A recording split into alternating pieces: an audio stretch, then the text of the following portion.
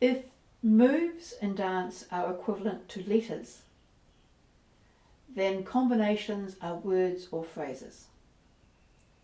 And just as when you're learning a language, you don't want to spend all your time just doing isolated letters, when you're learning to dance, you need to actually get into some moves. You want those phrases tripping off the tip of your tongue.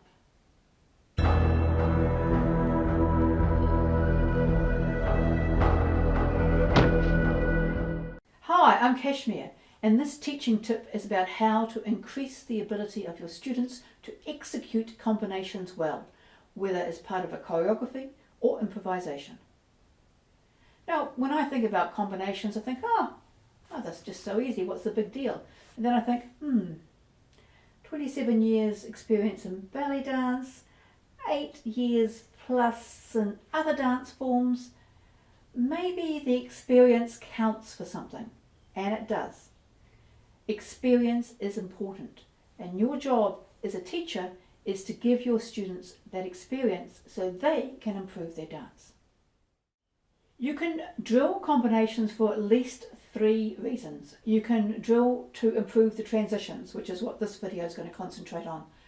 You can also drill for layering, and for newer students, the drilling helps them get from doing one move for 3 minutes to being able to do one perfect move each time it's needed.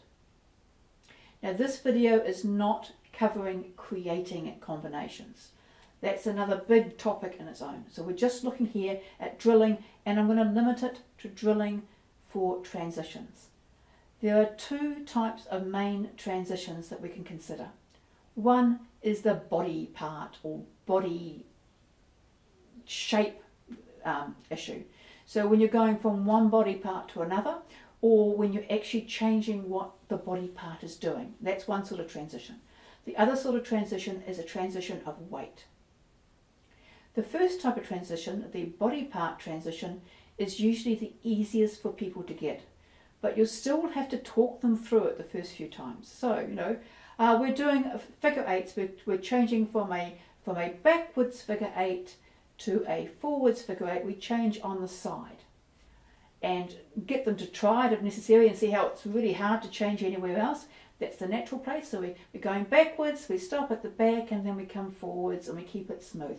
So that sort of transition, you usually only have to talk them through it once, they'll remember it. Something a little more complicated, something like doing a twist and a drop, and then changing from that to doing a forward circle.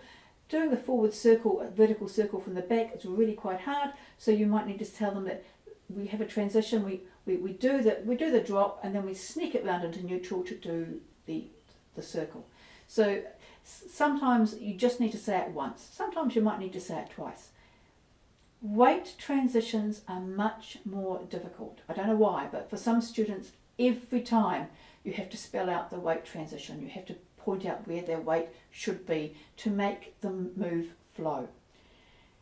I have students that have difficulty in actually deciding whether or not they're walking on the front foot or the back foot. So some belly dance travelling steps, the weight's on the back. Most of them, the weight's on the front.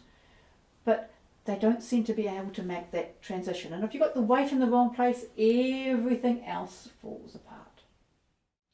It's important that you pick the right music for your combinations.